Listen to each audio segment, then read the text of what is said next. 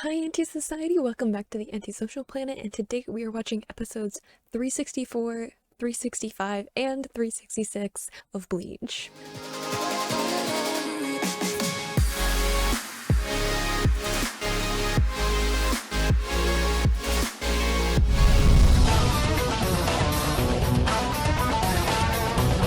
Okay, it's time. We're finishing the main story for now. I don't even know how to feel. I'm like excited. I'm nervous. I'm kind of like in denial that it's happening and I kind of want to put it off like I've been doing all day, but at the same time, I need to know what happens. There's a lot of mixing of feelings in this, and it almost feels surreal because I've spent so much time watching this show, making videos about it. So much of my life over the last year has revolved around making Bleach videos, and like we're still gonna do it because we have filler arcs, we have films, we're gonna have the new episodes when they come out. There's still stuff for us to be making videos about and sharing, but this feels like a weird ending point, and I don't know if I'm ready. I don't like endings, okay? I don't like saying goodbye, it just hurts. But also, endings are really, really important to me about a show. They can make or break it. Like, I was having a fun time with Toradora until I got to the end, and then we had some issues.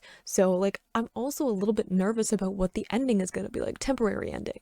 Okay, because like again we're getting more stuff, which I'm so excited about. I'm gonna finally be able to sit down and watch the trailer and like go through the promotional stuff for the new episodes that are gonna come out, so also very excited for that part. The ending, there's definitely gonna be like a kind of ending because when the show was originally coming out, nobody knew that there was gonna be more stuff coming out in 2022, so there's gonna be some kind of ending to the show, and I don't know if that's like gonna be good. Are we gonna wrap everything up nicely? Are we gonna leave it open-ended because they thought that they were going to get more episodes? I don't really know the context of how the show ended, but like there's gonna be some kind of ending and it's gonna feel a certain way for me, so I'm gonna like make sure I have tissues with me when we get to the last episode because I'm probably gonna get emotional about stuff because that's just who I am, you know? I don't really know what to expect going into this. I think we're getting into Rukia's fight specifically and probably some of Byakuya versus Tsukishima. I feel like that'll probably happen in the first episode because I feel like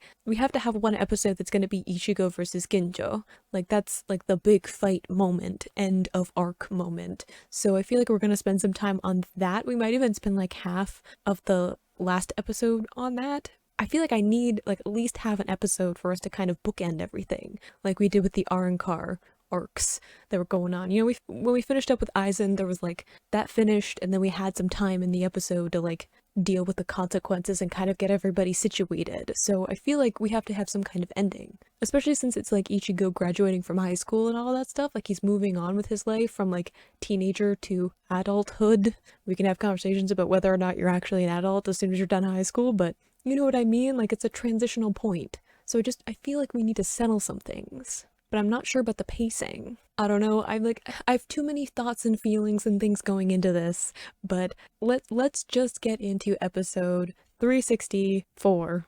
I think what episode we're starting with, and just, you know, rip off the band-aid, get into this, and let us have the feelings, because there'll be a lot of feelings in this. In 3, 2, 1, go.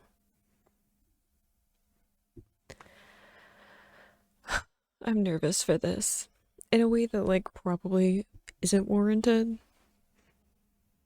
This episode will be fine because, you know, it's not the end yet.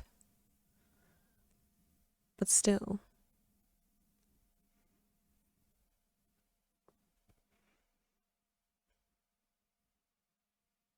I'm like in denial about it. It's been such a like long journey that I'm like, no, wait.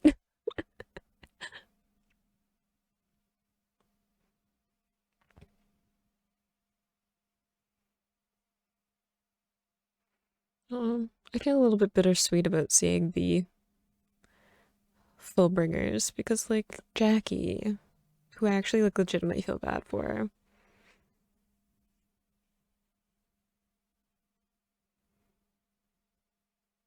She was just like trying to help at NG.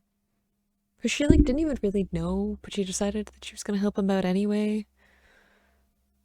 Because of Yukio.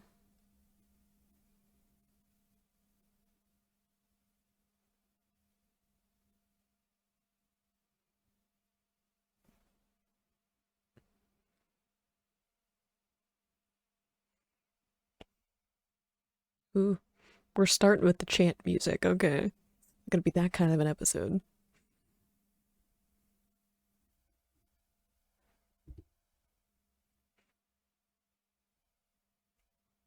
Ooh, those strings though too. Sorry, I'm getting distracted by the OST.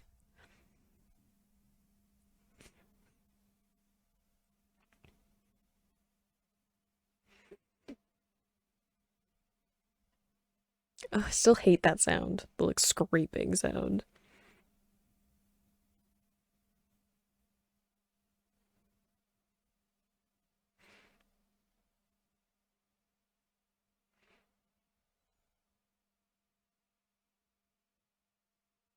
Ugh, I really want to see Byakuya's fight.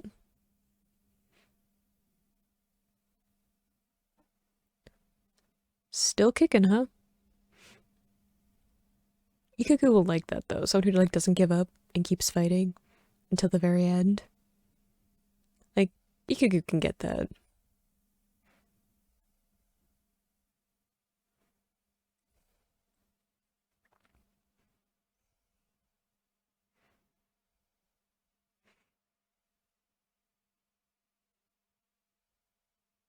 See, you get that, Ikaku. You've been through this before.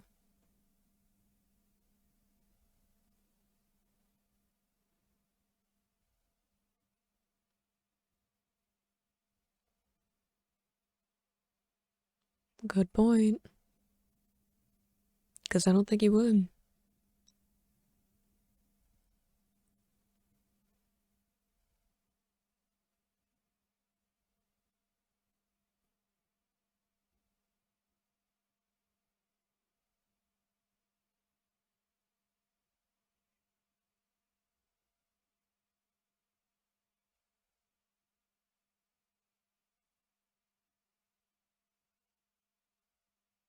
It's a good point. Because I think Kampachi would. Maybe not like to revenge someone killing one of his squad members, but like he'd definitely go after him to see if he was strong, you know? Because either he has to be strong enough to warrant being able to kill one of his squad members, or the squad member wasn't strong enough to begin with.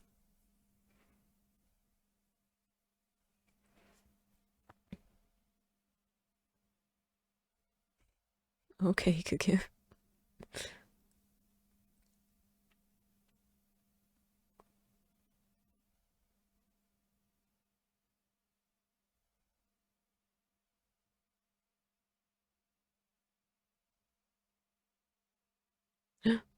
Uh-oh. Byakuya, you're better than this. Pay attention.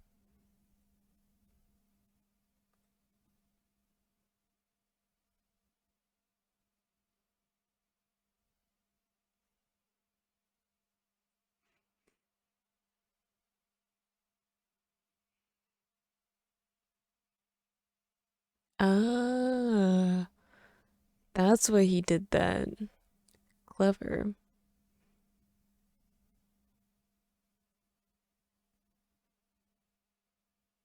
That's cool though. I didn't know it worked on inanimate objects as well.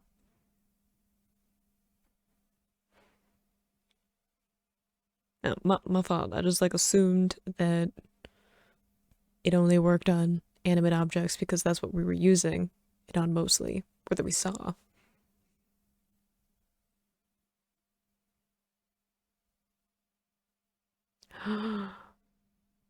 That's also clever and a bit of an issue for Byakuya.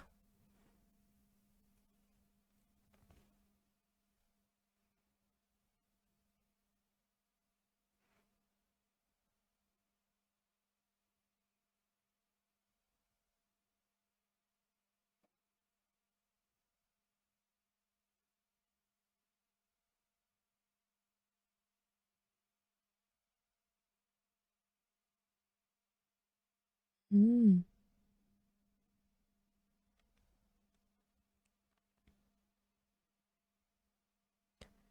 Oh, it's so cool that like he's able to completely understand his weapon now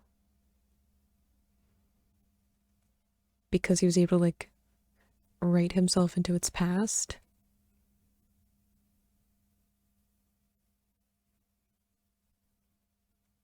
That's such a good like offensive technique to be able to use it that way.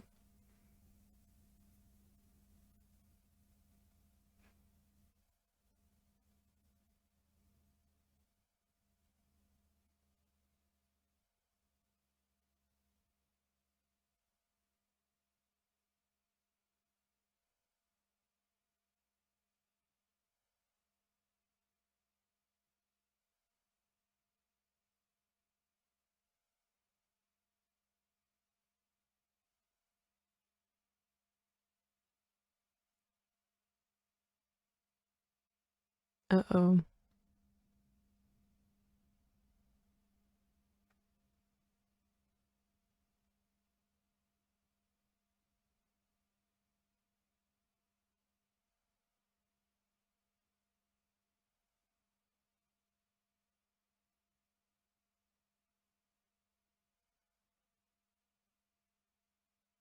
Gonna have to get creative with it then.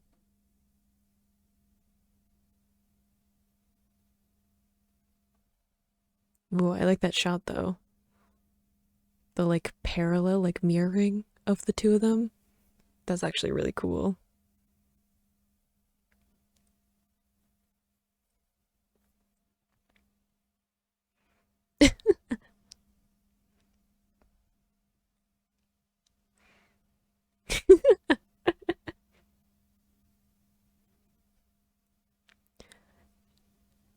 Rukia's one true weakness. Cute plushies.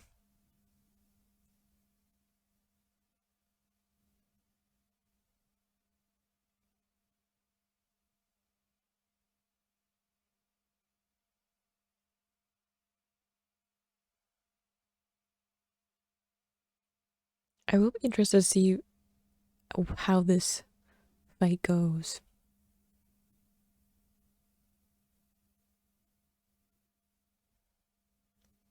She seems to Ryuka seems to be more in it than I thought she would be.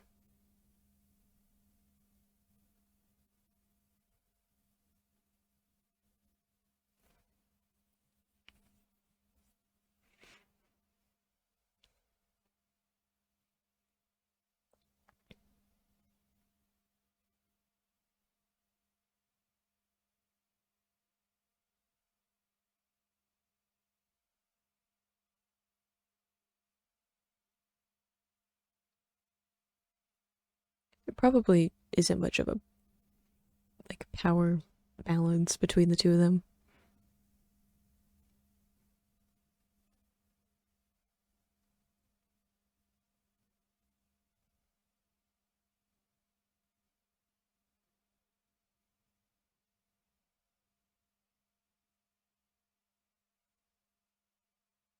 Where are we gonna end up?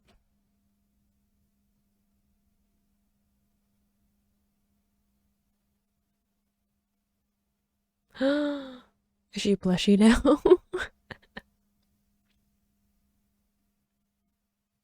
Uh-oh.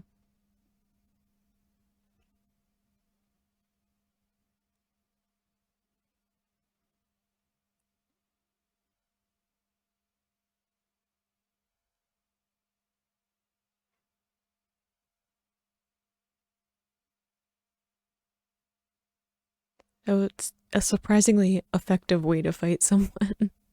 What do you do if you're a plushie?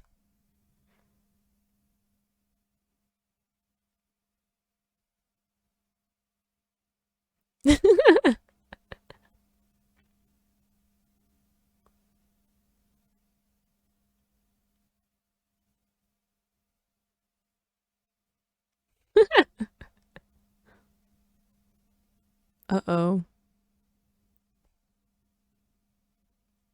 Ooh, she's still quick. So just because she can't use her Sapato doesn't mean that she can't use something like Kito? That's a good thing to know.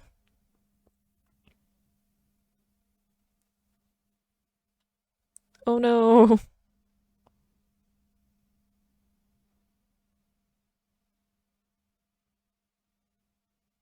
Oh,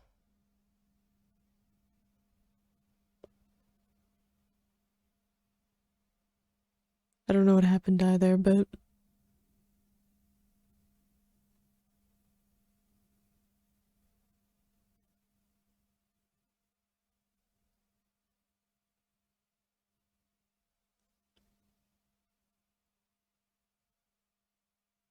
true. She wants to like separate herself from humans, maybe?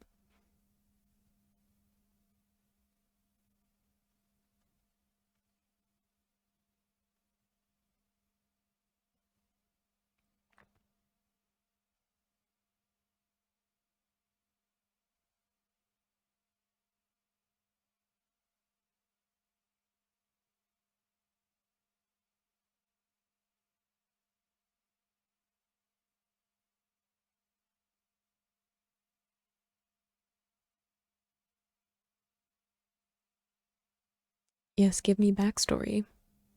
Because you definitely have something going on.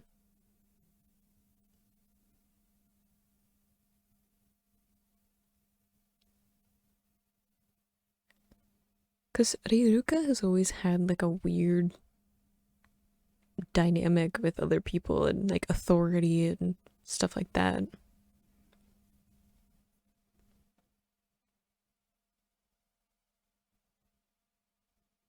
Sibling?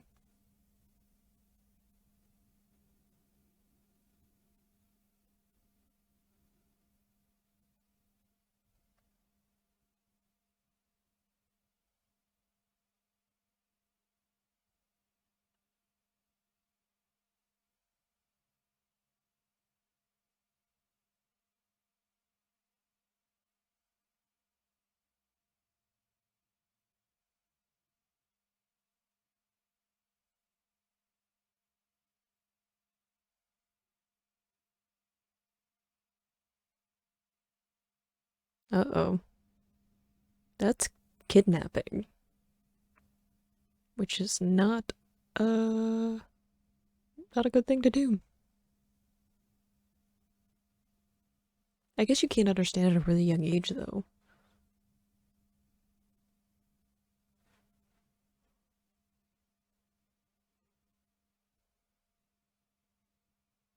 Yeah, like you can't understand like the idea that you can't have someone or something when you're like really young. You don't understand the consequences of that.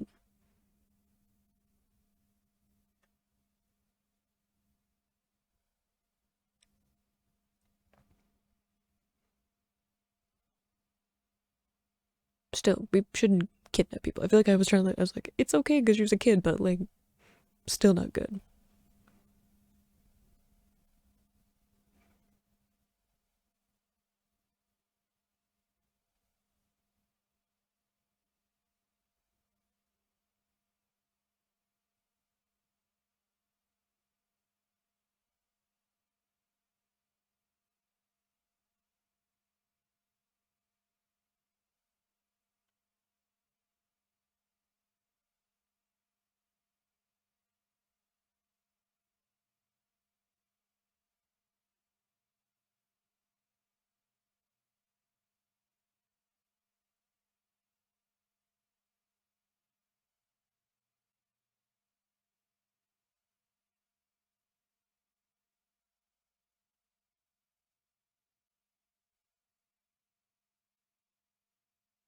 Well, that's an interesting backstory I want some context for.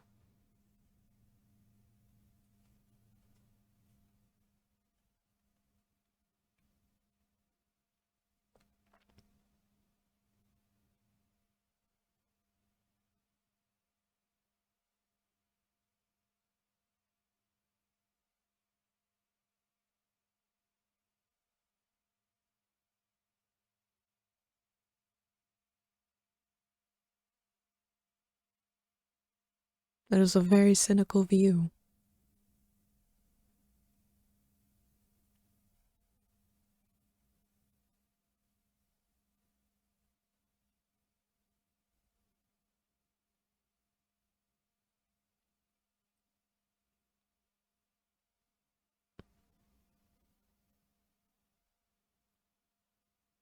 Ooh, look at her doing her thing. Well, the enemy is monologuing.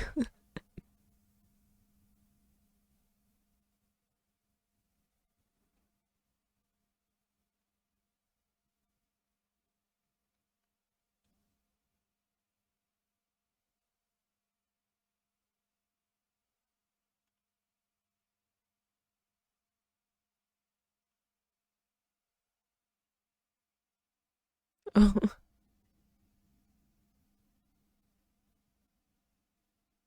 yeah. The sneezing thing is a interesting mechanic. Uh-oh.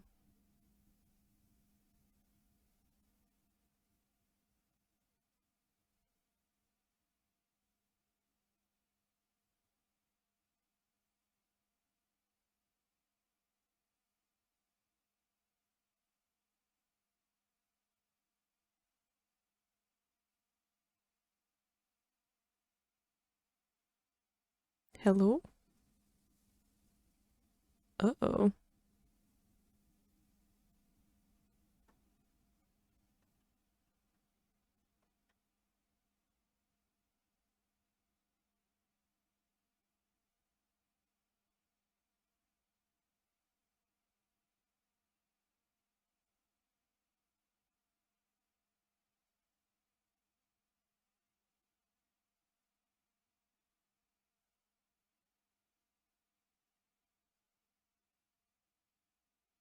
I mean, that is one way to get around it being broken,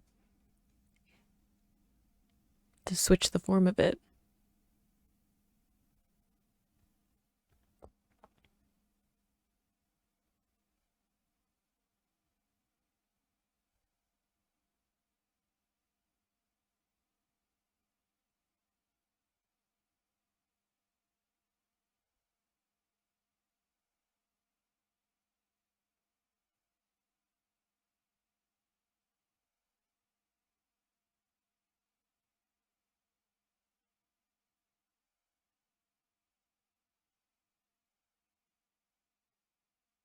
It's true, if you can kind of like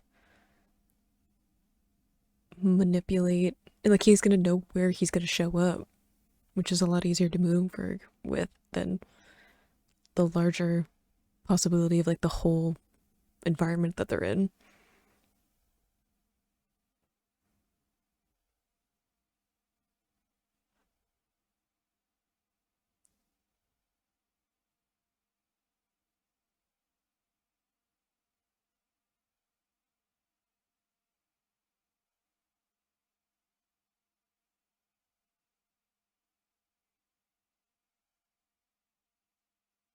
I mean, Byakuya seems determined to win this fight, so even if it means he's gonna get hurt.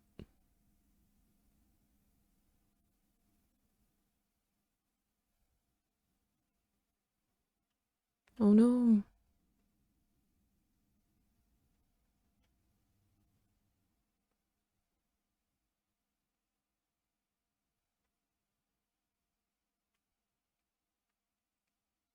I mean, he did make it so he couldn't use like an arm and one of his legs while fighting against one of the espadas, so I don't know if this is a huge setback for him, just saying.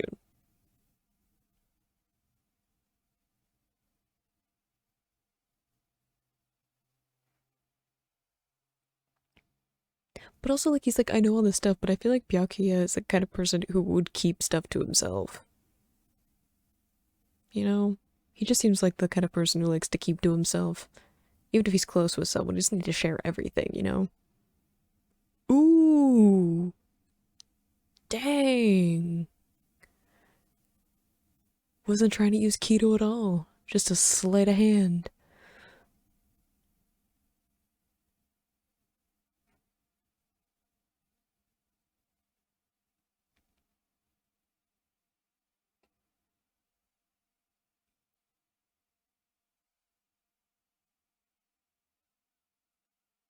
Nope, sometimes you can just make stuff up.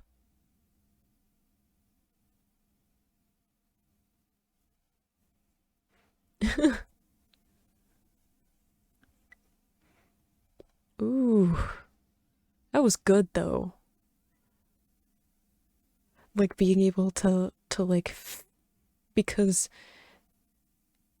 if it's like okay, all of the past techniques that I knew, he's gonna know them. You gotta make something up on the spot, right? You gotta be creative.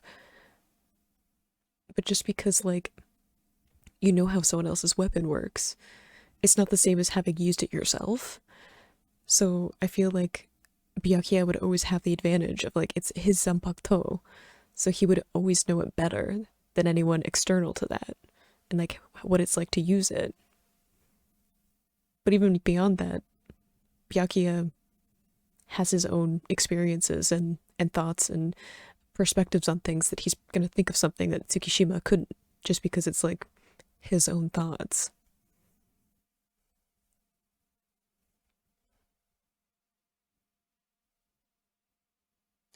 You know, I still don't know how I feel about Byakuya. I have mixed feelings, but his Zanpakuto is pretty cool. Like his fighting style. It's a cool power.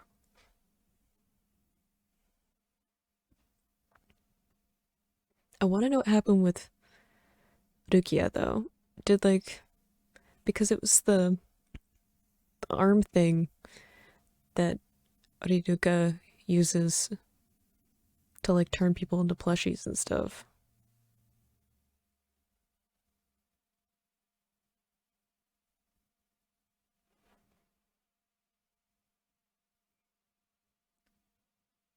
We getting into Ichigo versus Ginjo.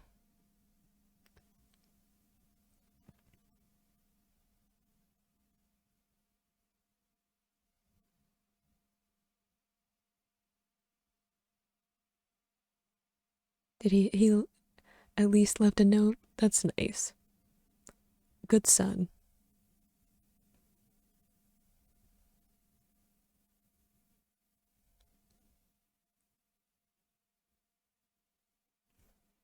There were some really interesting applications of abilities in that. I think specifically with Byakuya versus Tsukishima, of like them navigating around each other's abilities. I thought that was really cool, especially since we've had the opportunity to see Byakuya's abilities a few times now. Like we've seen him do a lot of the techniques that we know he's capable of, and we've also spent a bunch of time trying to understand Tsukishima's ability up to this point because it's had a huge impact on the plot of this part of the arc. So getting to see them both use it in a new way is really cool. Like I didn't expect Tsukishima's ability to work on inanimate objects. That's on me. He's right. He didn't say that that wasn't a capability. I just assumed we were dealing with animate objects, but it can also be like in the memory of inanimate ones too, in the sense of like going into the past of that object. So I thought that that was a really cool application of it, and it means that he could use it in a more offensive way in terms of being able to learn about a weapon, especially with like a Zanpakuto that has like essence to it, has like a personality mixed up with it. So being able to cut part of the Zanpakuto meant that he was able to go into the past of that object, and then cutting Byakuya and going into the past of him as well. It was just like a really cool thing to kind of like insert himself into Byakuya's training and be able to then understand a lot of it. But I don't think he quite knew what he was going up against with Byakuya because one, I don't think Byakuya is the kind of person where if he's really close with someone that he is going to not fight them, because we've seen him go against Rukia, and Rukia is family and also like connected to his wife, which he's very connected to on an emotional level and stuff like that in a way that he isn't with a lot of people. So there's that side of it, but also like Byakuya isn't particularly attached emotionally to like his squad, his friends. He's very good at detaching himself from a personal level if he has to do something that he believes is part of his duty. Now, there's a little bit of more nuance to that now because we know that he's progressed beyond just, doing what he believes is what is expected of him, as we went through with the Soul Society arc. He's definitely grown a lot from that, but he is capable of doing it. So I feel like having any kind of personal connection to Tsukishima wouldn't stop him from following orders from Soul Society unless it was something that I was gonna say unless he had some kind of like really close personal thing too, but I think even then he would definitely weigh the difference of like possibly having to lose his ability to be a captain to be a member of his family and Soul Society and all of that against like a personal relationship. I feel like Byakuya would have some issues with doing that. So like he's one of probably the better opponents to put up against Tsukishima because he's not going to let that dictate him. Unlike someone like Ichigo, where like Ichigo, if he had a personal connection to someone, it wouldn't matter who gave him orders or what the rules were. If it's his friend, it's his friend and he's not going to fight them. He'll find a way to bend the rules or break them to help his friend. So I feel like having Byakuya up against him was a little bit different from what maybe Tsukishima was expecting, but also we got to see Byakuya like work on the fly, which is something that even he acknowledged he's not usually very good at. He's someone who likes training and structure and staying within like what he is capable of predicting and stuff like that. So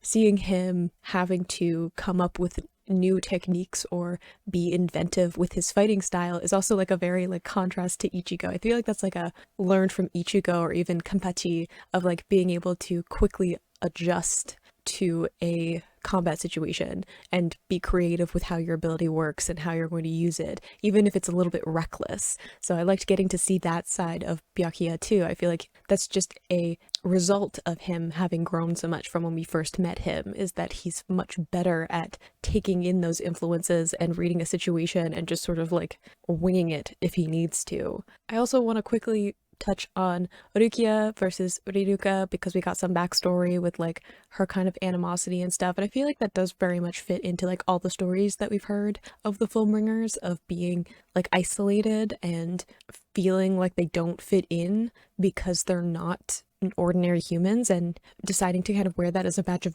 honor instead of something to be ashamed of. I understand where she's coming from, and she's always had one of those kind of doing her own thing kind of style. I feel like Riruka has been very much in that style of let me just do what I want, you know, what I think is cute, what I think is a good use of my time. Like she's not good at taking orders and stuff like that, and I feel like it's more of a survival instinct than anything else, because when she lets other people's opinions and thoughts affect her, that has always been a negative thing. But also, let's not kidnap people just because we have crushes. Maybe. Just a thought. I will like to find out what happened with her and Rukia. I feel like maybe there's some weird connection thing between them, because she used the like thing on her arm that she usually uses to like make people into plushies or permit them into her ability. But Rukia is still there, and then Riruka disappeared. So I'm not really sure what's going on there. Maybe we'll get some of what happened. But it looks like in the next episode we are getting into Ichigo and Ginjo, which is like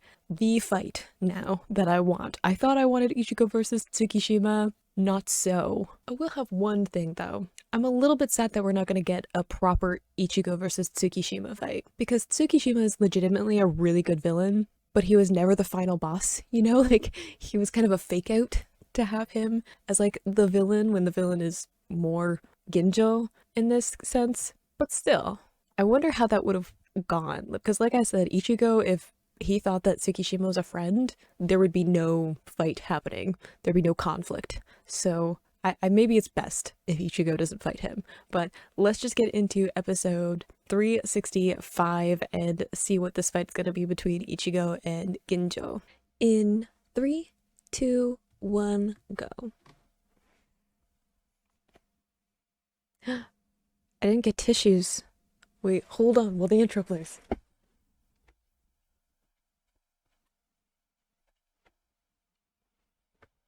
Okay, I have tissues now. Because we're getting closer to the end. And I don't really know how this is gonna go. Are we just gonna focus on the fight? Are we gonna finish it and deal with some character growth stuff? I don't know. But I'm gonna have tissues, just in case, you know, I don't know, sometimes I'm like, this is just gonna be a normal fight, and then Bleach is like, but what if we gave you a heartbreaking backstory? And I'm like, oh, okay. I am legitimately really excited though.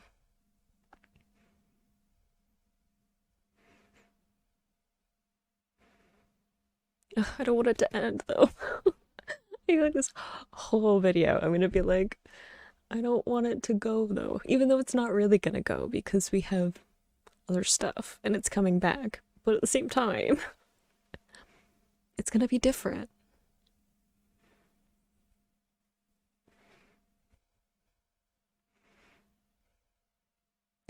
It's fine, we can do this.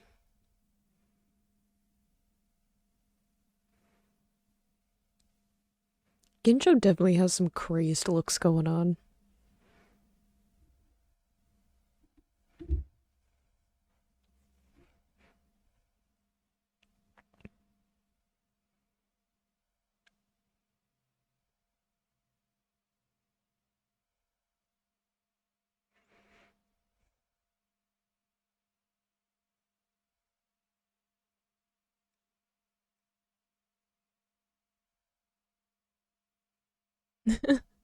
I like how Ichigo's like, so you have a plan, right?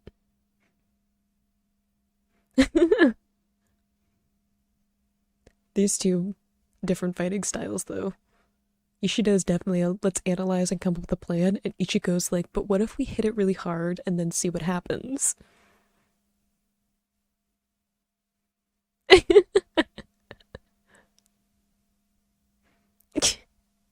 Ichigo.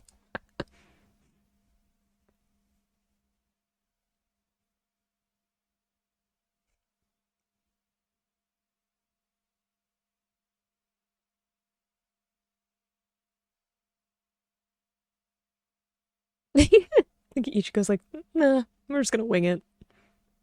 That is usually how Ichigo's fights go. And you know, it's like worked out like 80% of the time. Sometimes he gets stabbed through the chest. But, oof, the animation though. Y'all warned me that the animation budget flexes a little bit at the end, and I'm like, hey, I mean, if you're at the end of a show and you're like, we've got some budget left and only a couple of episodes, use it. I'm here for it. Ooh, I like that too. The like having his face as like the overlay.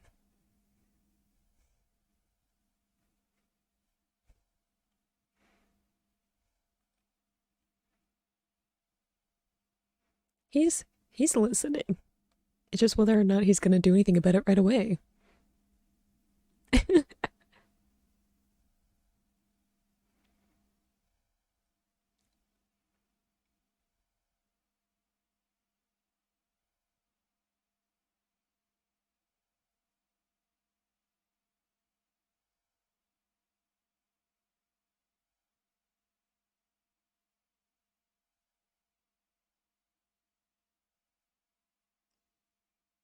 I'm so excited for this though.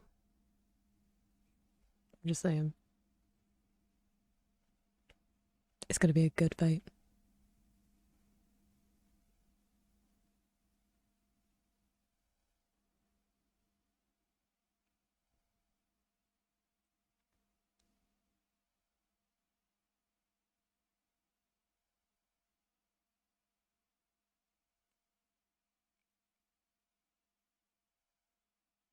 See, that's what I'm saying.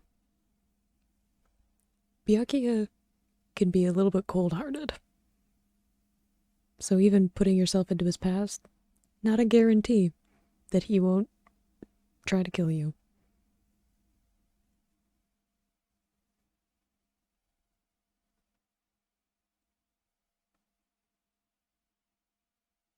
What's Kenpachi been up to? Probably bored. He did get out quickly. His fight was like over almost immediately.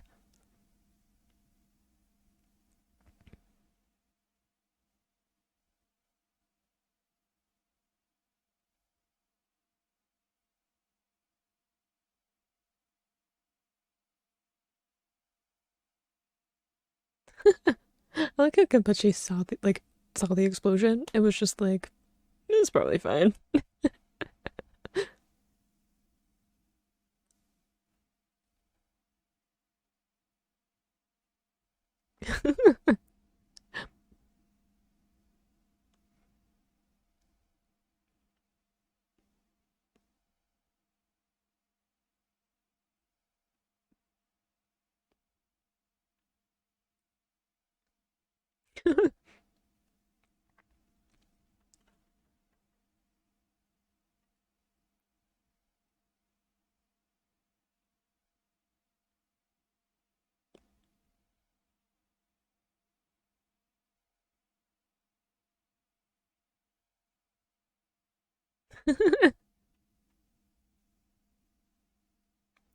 Oh, Byakuya went to go get her.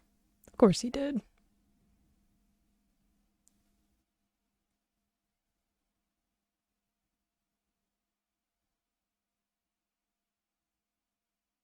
See, I feel like Riruka might be in Rukia as you know something. You're observant.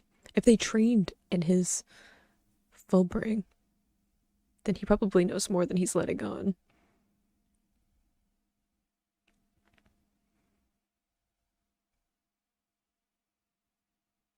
His ability still has Ichigo.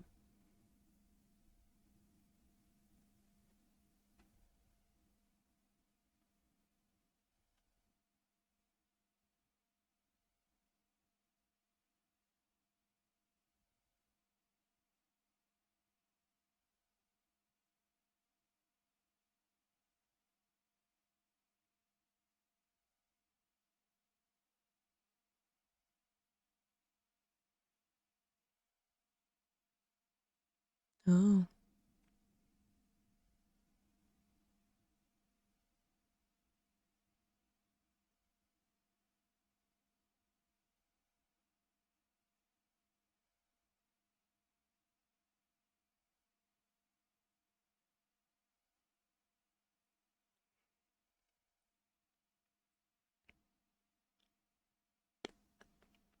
that's true.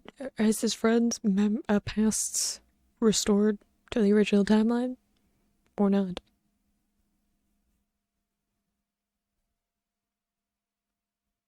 Or does he have to like cut them again?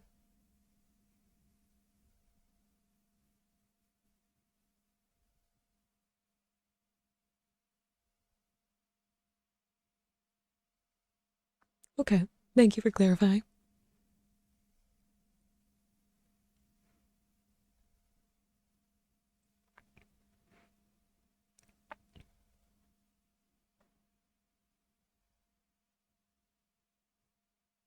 It's a good point. What are you fighting for, Ichigo?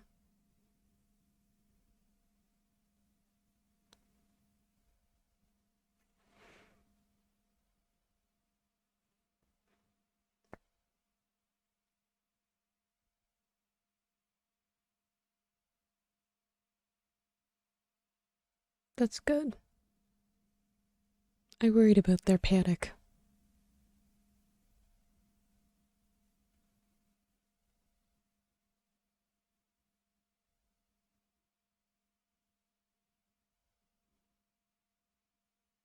Hmm? Not showing your eyes. You know something.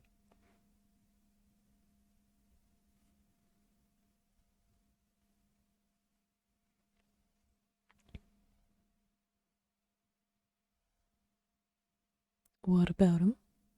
Besides the substitute Soul Reaper thing?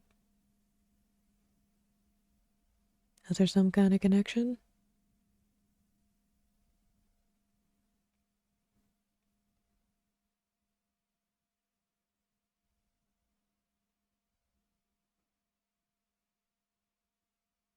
Is it connected to Ichigo's past somehow? The Ishin?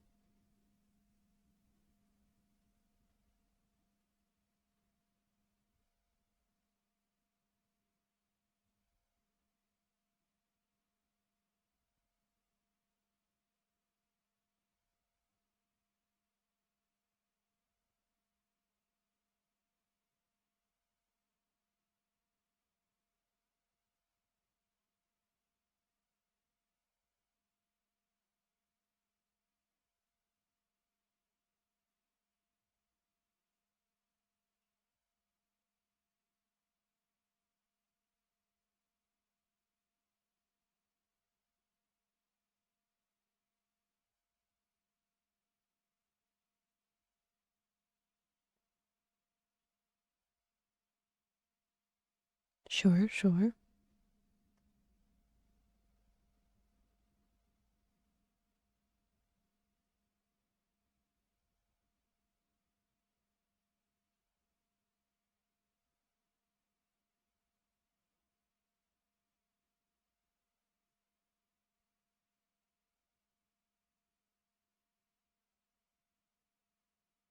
That's true.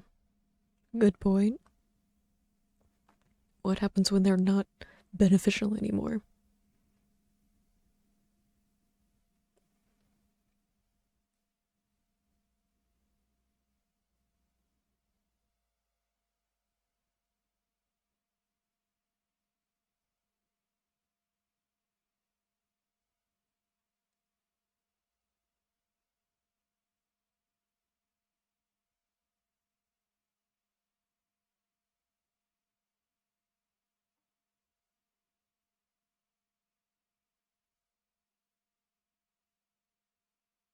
Mm, true. Good point. Good flashback to that. I didn't remember that interaction, but I should have.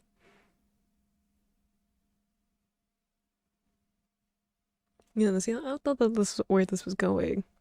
It's like you give one to people who are both beneficial and possibly a threat.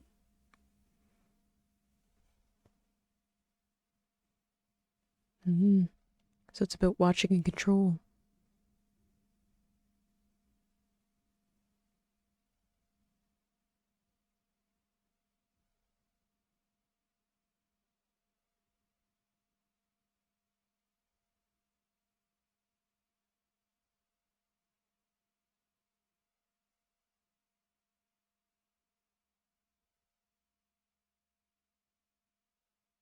Ah, also a good point. See, these are all pieces that I should have been smart enough to put together, but I didn't.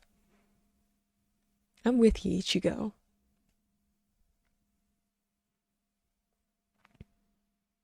I got too used to trusting Soul Society members when we forgot that some of them shady.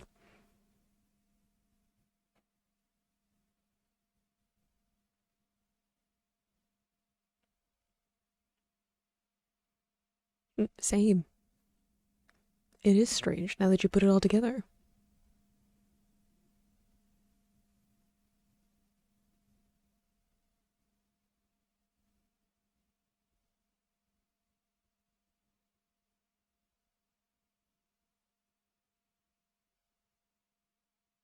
Urara.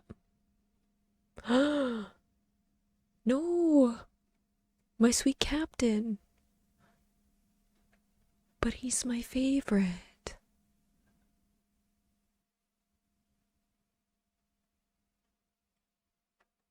He did give it to Ichigo, though.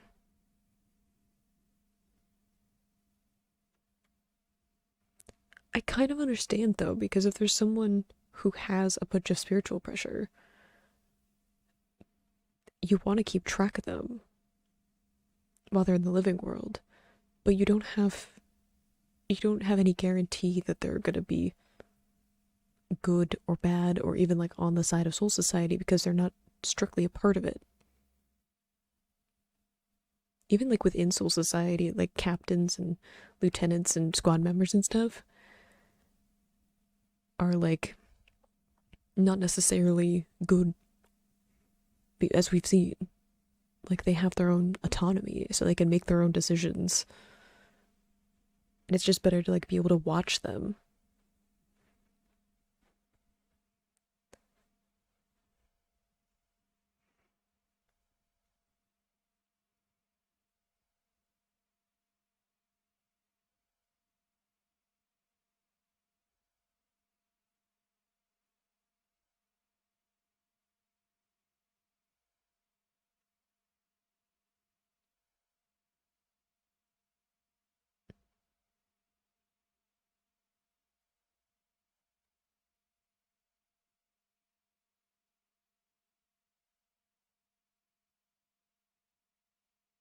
Ooh, I want to see the new design because he's got new stuff going on. I want to know what the new Bankai is.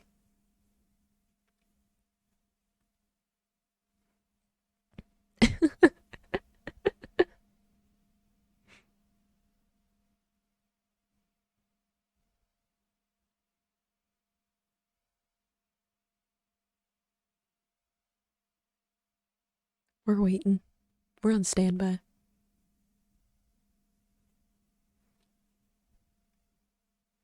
He's going through some stuff.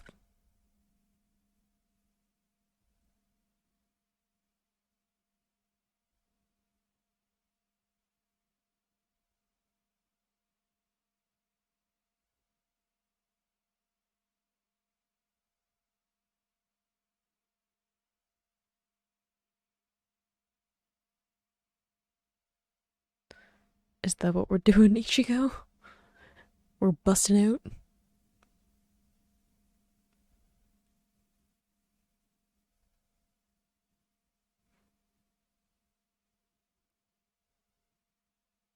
I mean, if Ichigo knows now how to access his spiritual pressure and do it on his own, then without them regulating it, then dang. Ooh, new costume. I like it.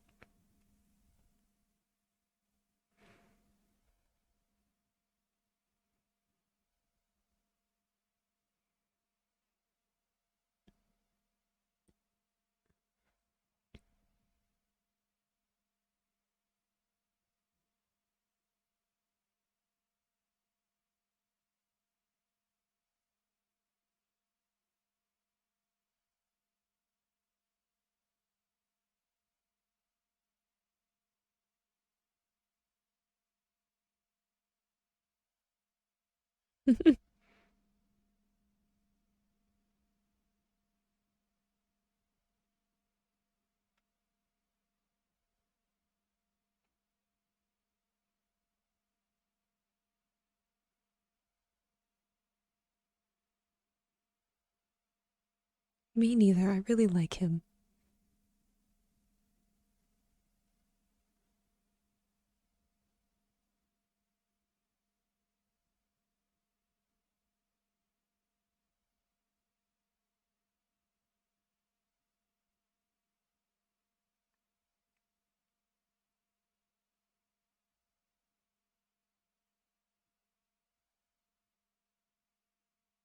True.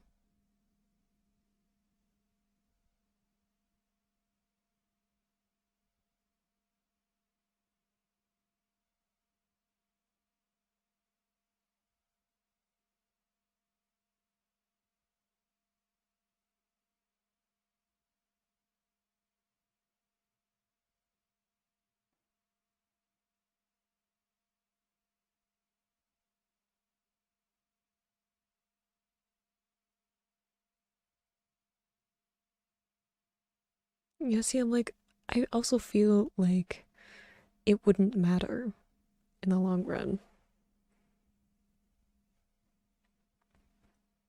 Like, Ichigo's not the kind of person to be bitter about something for a long time, you know? Especially since I'm sure that if he wanted to know and he'd asked, someone would have told him. Like, if he had gone up to Rukia and was like, hey, does this combat pass manipulate my spiritual pressure? She'd be like, yes, you know? And he'd be like, cool. And would have just, like, gone on with his life.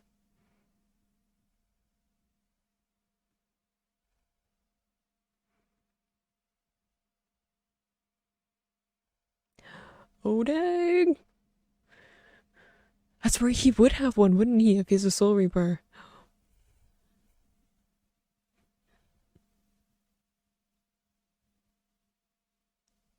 Dang.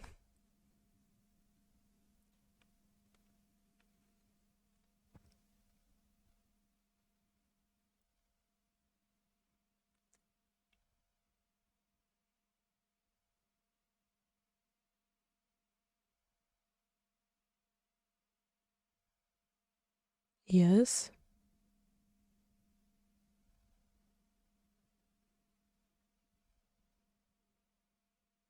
Ichigo. Whatever. Sounds like Tuesday, you know? Ichigo's like, not the first time I've gone up against somebody who has hollow abilities.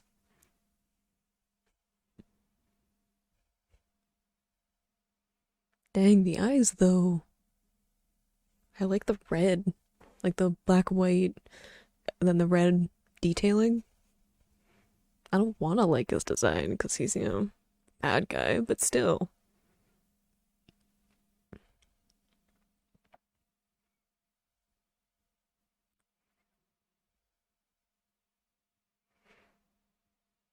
No! Thank goodness we're watching another episode.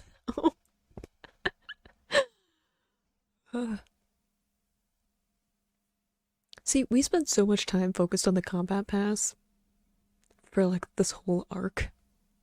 Like his and Ginjo's, and I feel like I just didn't pay enough attention to it.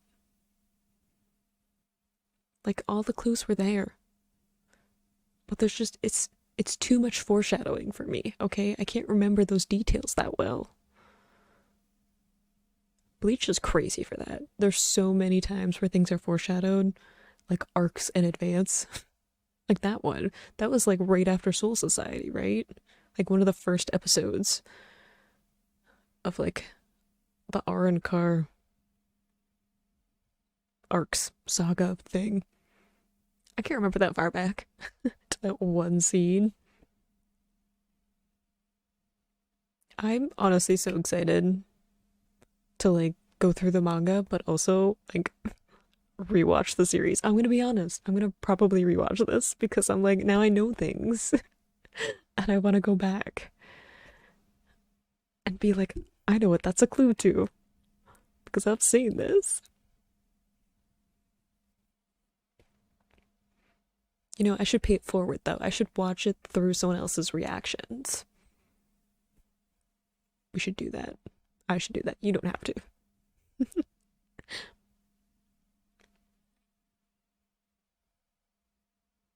Are we getting some background on the Fullbringers again? Soul Society thing? There's gonna be a lot of stuff happening this episode, I feel. Oh, hello, where have you been?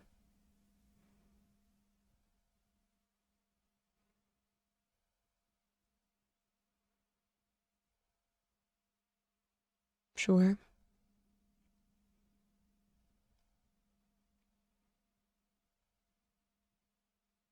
Oh, closing up shop? Breaking down set? Aw. I feel like we got so much information in that. Like, even in the episode before where we were going through some of like the Fullbring backstory, it looks like maybe we're gonna get some more of it because some of the Fullbringers were there in the little preview thing, but also like getting some context about like Ichigo and his connection to Soul Society because we always knew, should remember, that Soul Society is just like a group of people. And people can make whatever decisions that they want. They can be good decisions, they can be bad decisions. Whether or not they are one or the other depends on where you personally stand, right? And that ambiguity is something that Bleach has always been really straightforward about. It's always been something that's very much in the foreground of storytelling, and also like something that Soul Society arc was like all about, was that there were people who had different opinions about how stuff should happen, going against like what the systematic rules were. So those two kind of fighting against each other. And it's easy, I think, in like the arcs that we just did with Arrancar and everything, that you get pulled into this false sense of security because you're like, well, they're fighting against Aizen, they're fighting against the Espada, therefore they're part of the good side or Ichigo's side. They're helping him out. Some of them are friends with him. So we're like, obviously this is like a good thing. But it doesn't change the fact that like they're allowed to make their own moral decisions and they're allowed to like have systems that they have to adhere to, even if they have their own feelings and thoughts and stuff like that. And I totally understand the combat pass, because if you have someone who has the power of a Soul Reaper, even someone like Ichigo, who has like captain level spiritual pressure, you can't force them to be part of your organization. You can't force them to be part of Soul Society. So what do? You can't like force them to be part of the system where you can control them and make sure that they are like still able to do like their own thing, but there are rules and regulations to help control that. Or you're like letting them go free, but then like what do? How do you track them? How do you keep an eye on them, especially if they're in the living world like Ichigo is? So I understand having the combat pass where it's like, hey, you can go back to the living world and do your own thing. You don't have to be part of Soul Society, but like we have to be able to monitor what you're doing, especially since we know with Soul Reapers, when they come to the living world, they get a dampener on their spiritual pressure so that they don't like negatively affect the living world. They're far more powerful than they need to be a lot of the time when they're there. So they want to make sure that they don't like attract a bunch of hollows, that they don't destroy stuff because they don't know how to use their ability. Like, if you can't force somebody to go through the Soul Reaper Academy training stuff, how do you know that they can use their power in a way that's stable, right? So I understand wanting a way to track them and regulate spiritual pressure output. I get it. I'm not saying it's the right choice necessarily from all moral angles. Like, I understand being kind of mad about that happening because it's basically the way that we feel whenever we get monitored doing something, you know, like even if you're like at a job and there are like cameras or like your screens being tracked if you work on like a computer or something, you feel like a little bit weird about it. But at the same time, you're like, how do you know that people aren't like misusing like company computers or doing stuff that they shouldn't in the workplace and stuff like that? You can't watch everybody all the time. So like I get it, but at the same time I feel like there's like that weird feeling of not really knowing like there's not like a black and white decision to make there, right? But I think that Ichigo makes a really good point in that like they weren't necessarily keeping it from him. Like they were making sure that he had the information that he needed to figure it out. They might not have been able to tell him directly or want to tell him directly. I'm not really sure what their personal reasoning would be for either way, but like I was saying to the reaction, I think if Ichigo had asked, I don't think any of them would have kept it from him, at least not like Ukitake or Rukia. If he had just asked and been like, hey, what does this do? They probably would have been like, oh, it regulates your spiritual pressure. It's a way for us to keep track of you. You know what I mean? Like, I don't think anyone would have been like, I have no idea. It's just a little, badge thing that just like you show it to people and you have authority. Like they wouldn't have straight up lied to him about it, especially something that is so easy to like disprove as he did by showing it to that other Soul Reaper and him being like, I have no idea what that is. So I feel like there's kind of this weird in-between zone of like what they should have done. I think it's probably hard too, again, because it's that conflict of like the systematic rules and then your personal moral philosophy being at odds sometimes. But also, I don't think it would have had that much of an impact if Ichigo had known about it before, because I don't think he would have given up the ability to use his abilities. I think for someone like Ichigo, who didn't really know how to use his spiritual pressure and control it, it was probably helpful because we've seen his spiritual pressure just like go crazy and him not knowing what to do with it when he was like in spirit form instead of like in the living world. So it probably helped him out quite a bit to have his spiritual pressure tampered down a little bit. And also I think that he would have wanted the ability to help his friends, even if that meant not accessing all of his power. I think he might have been mad about it if like his friends got hurt and he maybe could have helped them if he had enough power. But I think again, it's a matter of like, even if he had more power, would he have been able to control it enough to actually be able to do anything effective? I don't know. I am deeply impressed by Ichigo's maturity throughout this series though. Since we're reading the manga and it's like early on in Ichigo's life and then contrasting to this being like near the, I mean not the end of the manga, but obviously a lot has happened between the beginning of the series and where he is currently in this part of the adaptation. I just feel such a strong contrast between the two of them. I don't know if younger early episodes Ichigo would have taken to this information as well, especially since he was very much like, I don't care, I don't want to be a part of it, I want to do my own thing, like I don't want to be a Soul Reaper, I don't want to be part of your organization, all of that, to now where he's like, I'm going to do my own thing, but I also understand that there are other pieces to how this works. There are consequences to decisions that I make in a way that like I can't understand. Like he's one person, he cannot do all of the things. So it's just good to see the growth. I like clear character growth where like even if you don't see the gradual progression of it, you can see it if you watch like the last episode and the first episode. Am I stalling a little bit because I don't want to get to the last episode? Maybe. I want to see the fight though. Let's just watch episode 366. I have my tissues. I don't know how this is gonna like round off the story, but we're gonna do it. We have to do it because this is what all of the videos up to this point have led to. So let's see where this show temporarily ends. In 3, 2, 1, go. Oh, I don't know if I'm ready.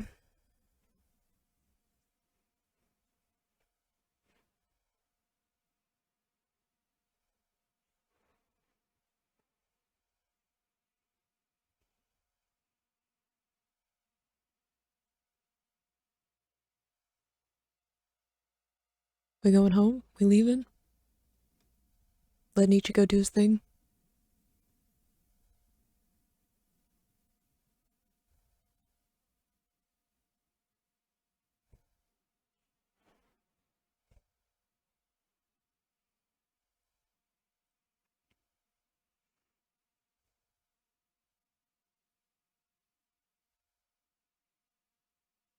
You didn't warn him?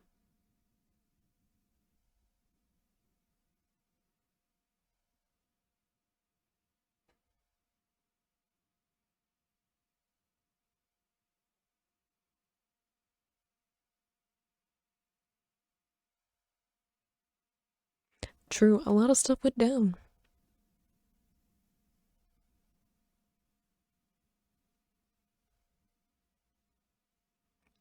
Ichigo really threw a wrench in what was the original Soul Society kind of design.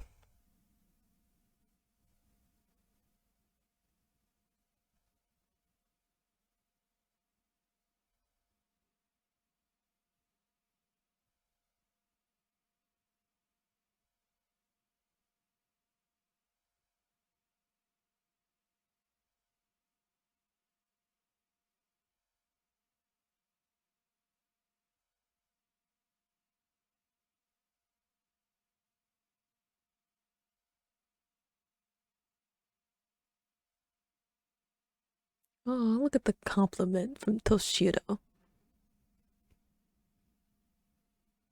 Well, I mean, I just talked about how he's changed, but the core beliefs are still there.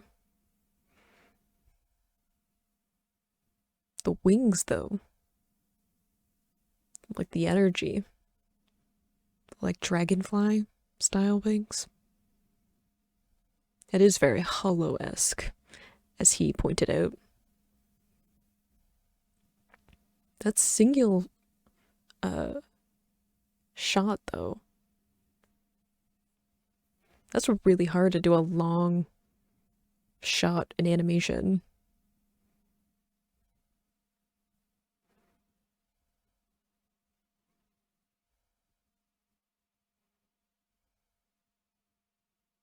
They really are playing with the budget, aren't they? They're like, let's just throw it all in. It's good, though.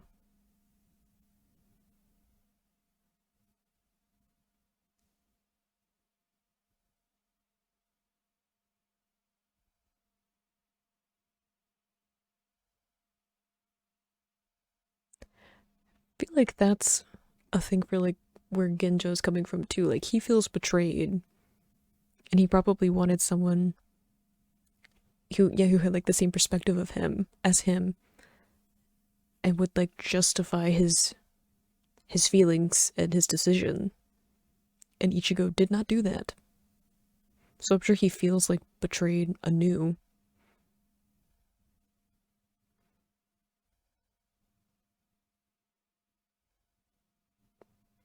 Oof.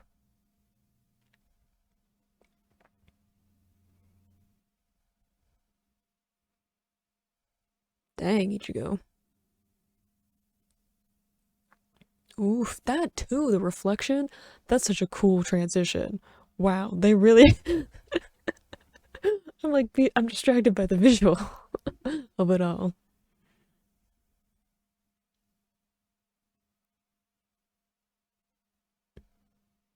Ugh, the like light refraction too.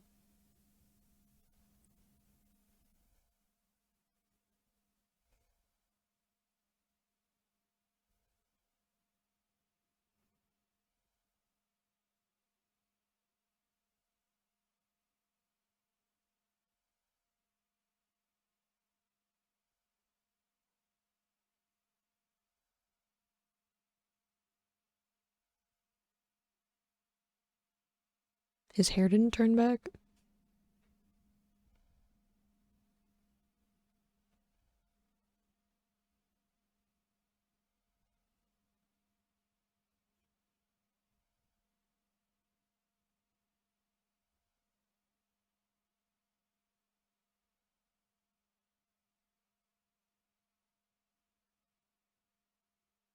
I don't know. I don't think Ichigo would have been as bitter as Ginjo.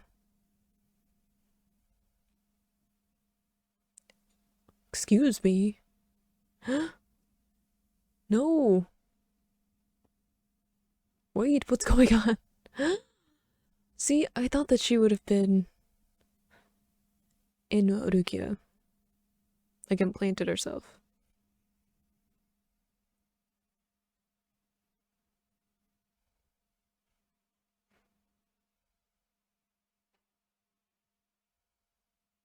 Um,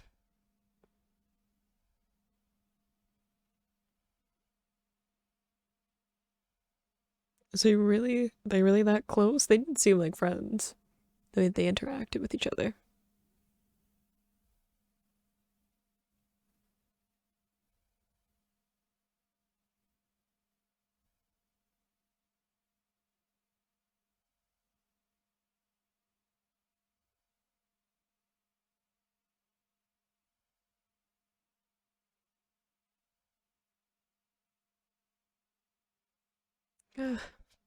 I didn't know if we were gonna get the opener one last time. Sometimes they skip over it. It's the last episode.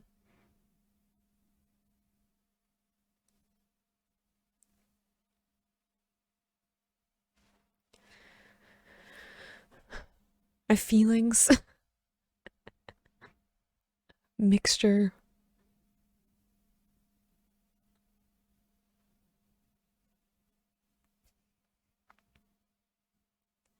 I feel like I'm gonna have to go back and like deconstruct what Ginjo's like final statements were.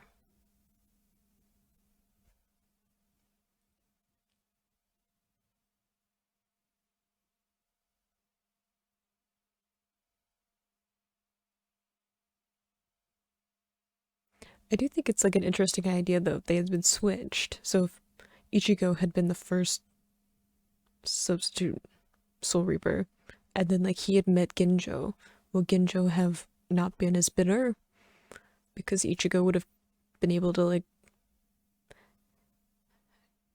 would have been the one to kind of teach him? I don't know.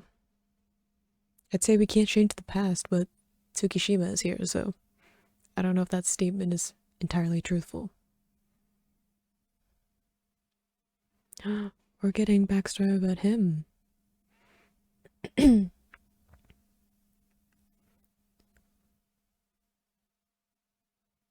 So if they've been together the longest, because I was gonna say it looked like Ginjo still had the Soul Reaper outfit on.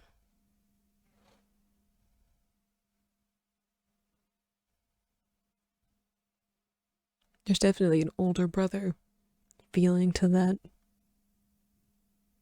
Uh-oh. Yeah, you're not in the best shape either.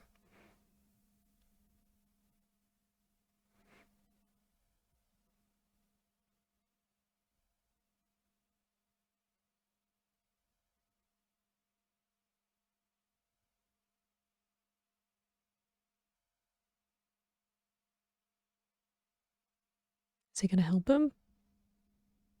Because he might.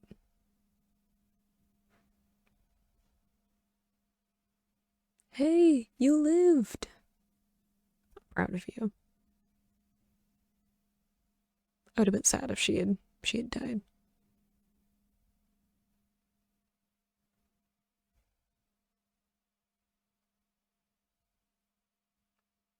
Could she not use it anymore then?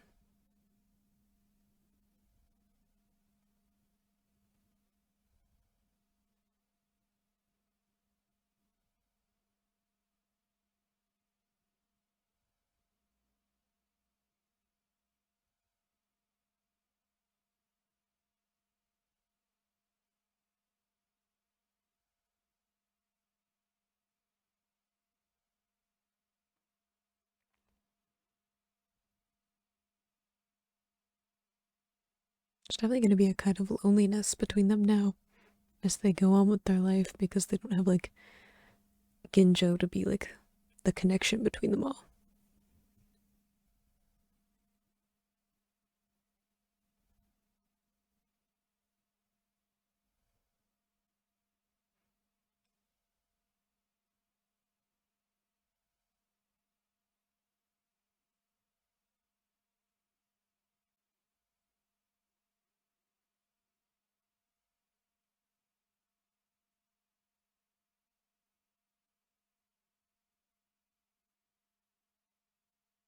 Oh,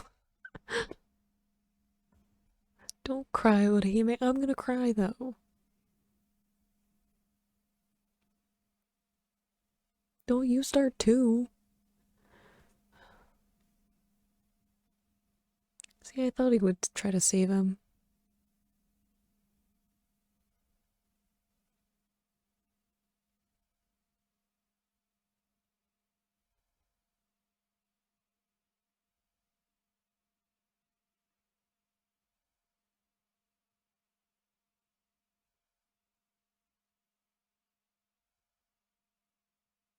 I don't know how I feel about him just sort of continuing to be someone in the world who might do evil things. He could turn around though.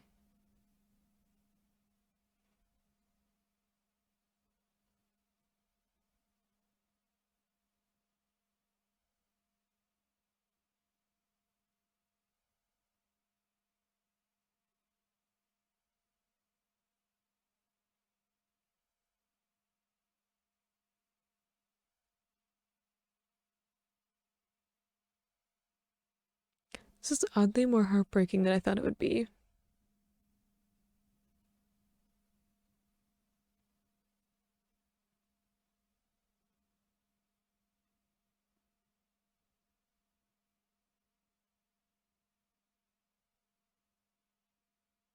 I don't know how I feel about feeling sad about the Fullbringers.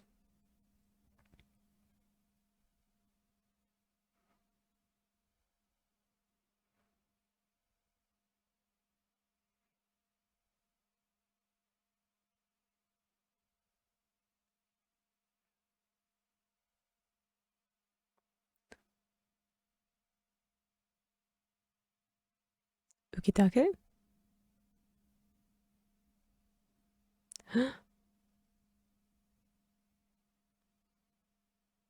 Are you sure? I'm worried about you.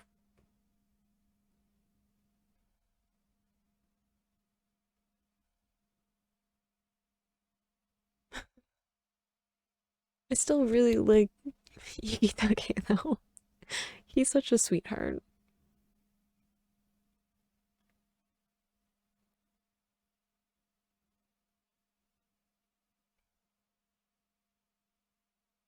Did she leave?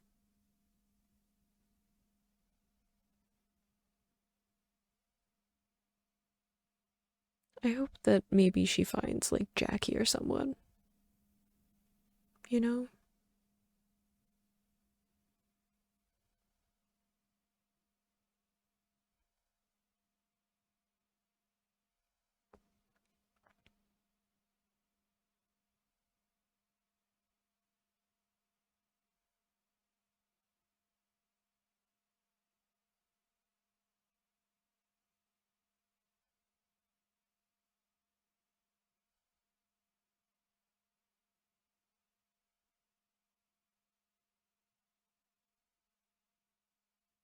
Oof.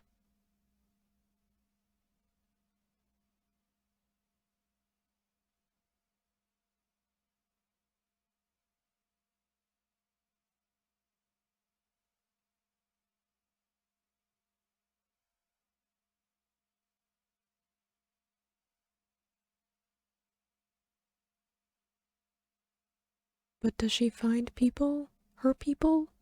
Do they even want to be together? I don't even know.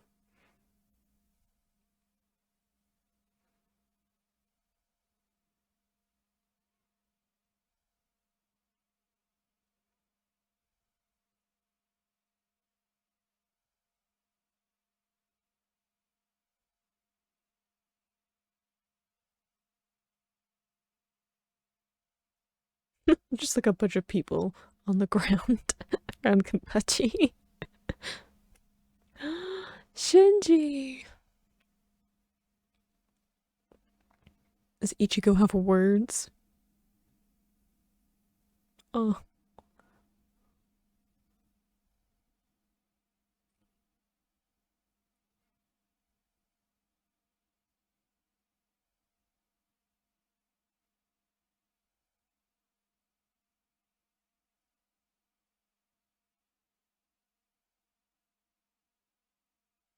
walking in like he owns the place. Also, I feel like this is a good callback to Soul Society, but last time Ichigo and Adenji met each other.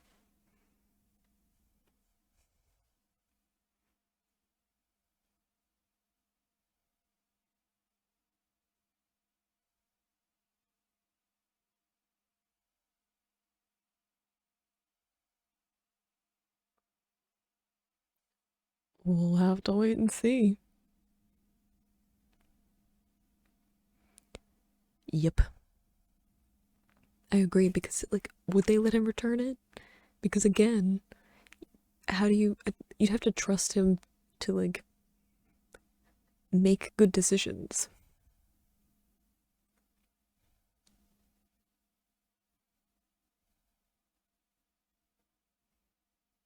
Oh, so I like seeing Vizard back in Soul Society. Oh, just makes my heart happy that they're allowed back, you know?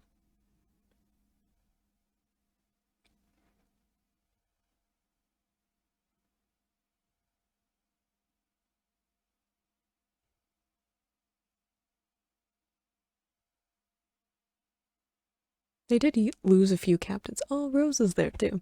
So it's good that they got some replacements. I mean, some of them were like originally captains, so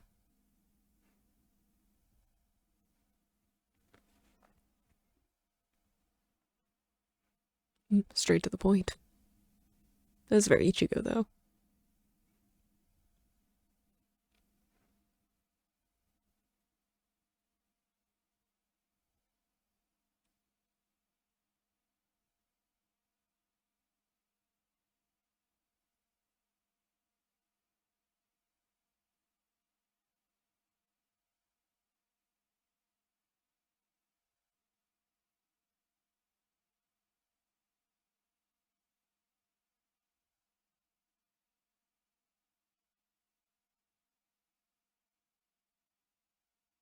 Also true.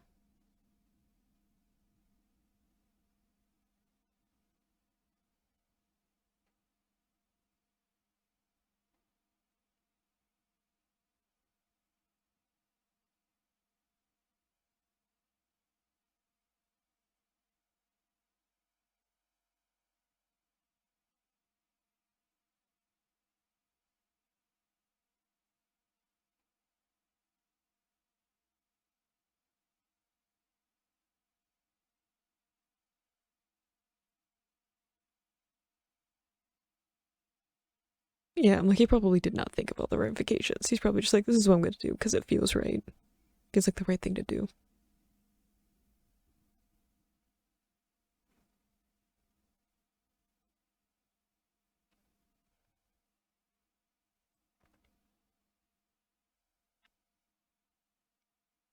I was pretty sure Ichigo was gonna continue to be a substitute Shinigami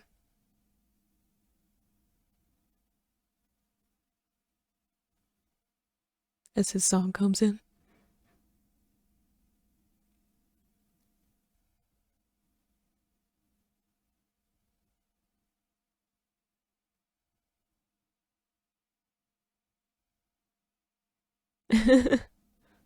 So he's got some authority.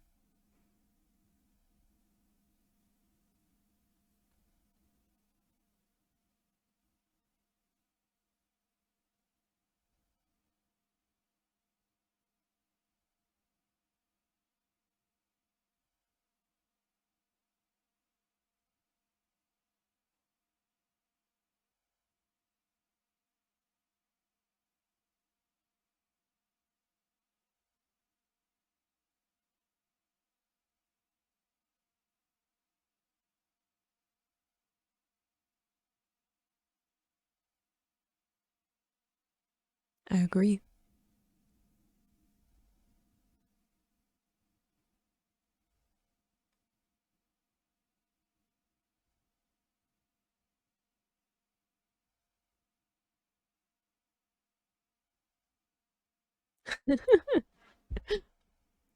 Just having a old man conversation between them.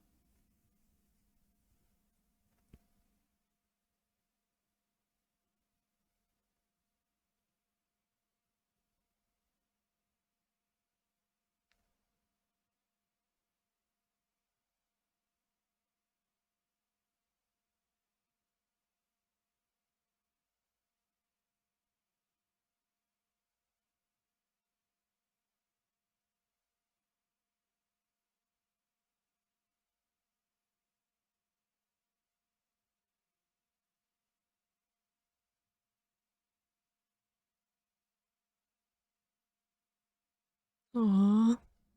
Why is that so heartwarming?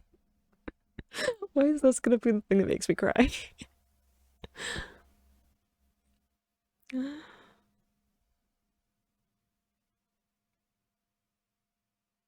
I feel a lot of things right now.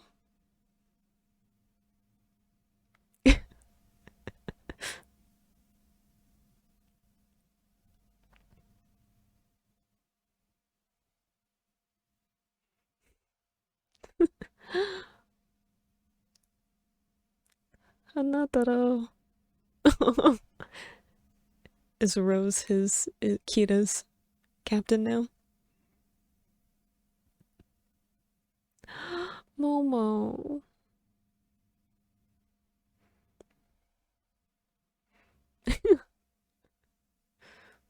We're taking out some anger. How's she doing with the one arm situation?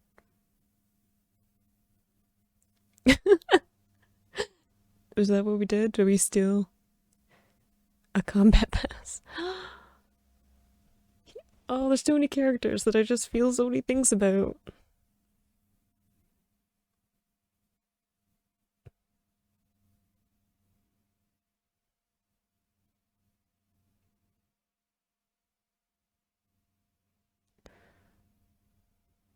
I have a lot of feelings.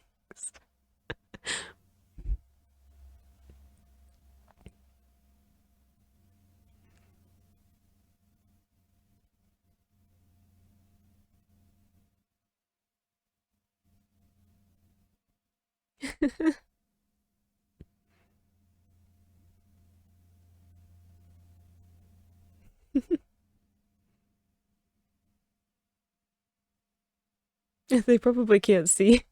They probably, some of them can't see him if he's in like Soul Reaper Warp 2. It's a good detail to add in there.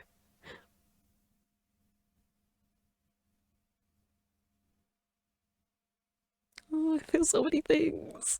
So I'm feeling a lot of things right now, and I don't even know if I can like properly put into words what I'm feeling, because I feel like there's just so much stuff in that episode where it was like, hey, remember all these characters and all these things that happened? Here are your feelings about that. And I'm like, I don't know how, I don't know what to do with that. You know, especially since I feel like whenever I get to the end of a series of any kind, there's always this like weird feeling of just like being like kind of exhausted because you've gone through so much and you've come to some kind of conclusion of it, but then also, I don't know, a sense of like calm afterwards, because they're usually like okay, the endings, you know, they usually aren't super like stressful action heavy. Sometimes they're kind of bittersweet in the endings, but usually they're quite, you know, warm and fuzzy, and I feel like that's what this was. And I just love that we had all of this nuance with the Fullbringers, and like I think it's a really good point that, again, it's like what I was saying about Soul Society. Like they're all people who can make their own decisions,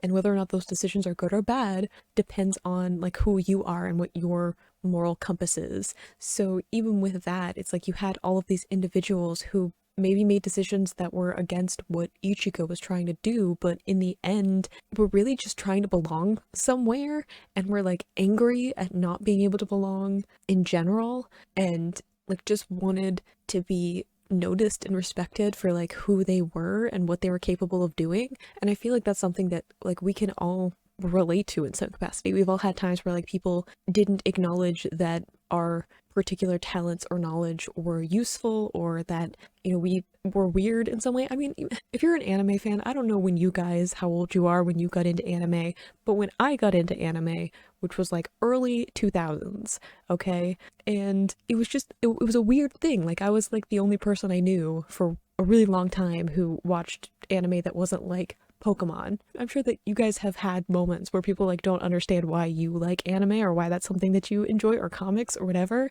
and you have all of these traits that like all of them together make up who you are, but then someone might pick out something about you that doesn't like adhere to what they think is like normal, and they choose to kind of not necessarily target that in a negative way, but they like see that as a distinguishing factor of like why you are other, you are different. And it just makes you feel like even though something fundamental to who you are and that you can't change is like wrong in some way, or that it's something that you almost feel bitter about, and even though it could be something that makes you like really special in some way. I don't mean for this to sound like a motivational poster or whatever at the end there, but like, you know, I understand where they're coming from of like, it's just something of who they are and they wanted to belong and find people who had a similar thing. And it just so happened that someone like Ginjo, who also was like different. He wasn't Soul Reaper like the other Soul Reapers were. He wasn't a human. You know, he had this Fullbringer thing, so like he wasn't even similar to like the other Soul Reapers that he did interact with. And then to find out that they were like manipulating him in some way to like use this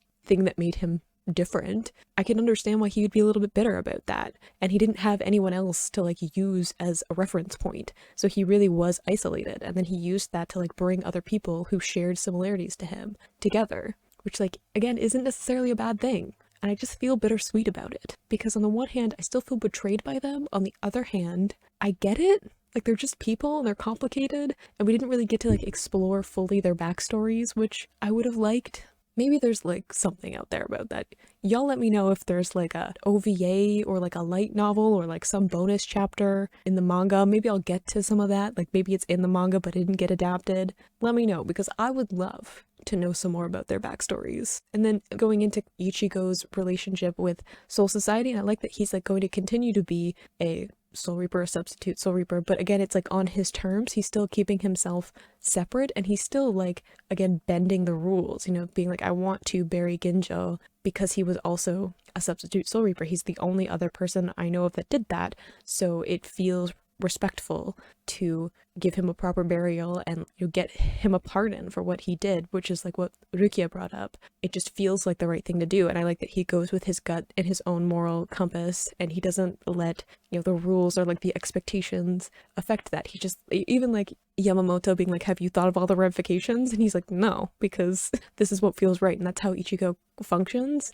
And luckily he has like a fairly good moral compass. He makes mistakes. We've seen him have like a lot of rage and stuff like that. He's still like a teenager, you know, like I feel like that's something to remember, and he's still just human, and he's fallible and stuff like that. So he isn't always correct in his decisions or his moral standings and stuff like that, but generally him going with his gut works out for him. And I like that he just continues to be true to that. And like, even though he's like, yeah, I'll work with Soul Society, I'll help you out, I'll keep the past with me so that you can, you know, keep an eye on me or whatever, but he's still gonna do his own thing. He's still gonna be a separate entity so that he has that freedom. And I feel so many things, and there are so many characters that we got to see that like weren't really in the arc, but it was like, hey, at the end of the episode it's like, remember all these characters? I'm like, yes, I remember all those characters. And my heart is full but also sad because it's the end for now. I'm gonna have to wait a really long time for new episodes, and I'm not gonna be okay. But luckily, we still have filler arcs, we still have manga, we have movies. I'm like trying to console myself. There's still other stuff. I feel like very emotionally exhausted after all of that. I feel like I probably didn't touch on everything, and I really do want to like go back and go into like what Ginjo said and like really take it apart. But I guess that's the end for now. I like don't know how to end this video because it's not like we're gonna be doing normal stuff. You can click this playlist to go see my previous reactions, or you can subscribe because we're still going to be doing Bleach stuff with the films and filler arcs and all of that, and new episodes when they come out. And I will see you in the next video. Bye!